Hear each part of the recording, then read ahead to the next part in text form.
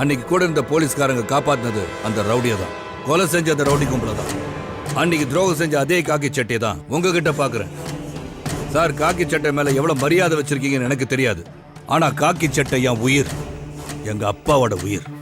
மரண படுக்கையில எங்க அப்பாவுக்கு நான் ஒரு வாக்கு கொடுத்துருந்தேன். என்னைக்காவது ஒரு நாள் காக்கி சட்டையை போடுறதுக்கு பாக்கியம் கிடைச்சா என் கடைசி மூச்சு நிக்கிற வரைக்கும் ரவுடிங்களுக்கு எதிராக போராடுவேன்னு. அது நீங்க இல்ல, எந்த கொம்பனா இருந்தாலும் சரி. நீங்க என் மேலதிகாரியா இருக்கலாம், ஆனா நியாயம் இல்லாத எந்த செயலையும் நான் செய்வேன்னு மட்டும் நினைக்காதீங்க. பிரிட்டிஷ்காரன் இல்ல சார், இந்தியாவை ஆண்டுட்டு. சும்மா இருங்க சார். இந்த காக்கி சட்டையை போடும்போது எனக்கு ஒரு லட்சியம் இருந்துச்சு, அது நாளைக்கு நிறைவேறும். ஜெய பத்மநாபன் கொலை கேஸ நாளை கோர்ட்டுக்கு கொண்டு வருவேன்.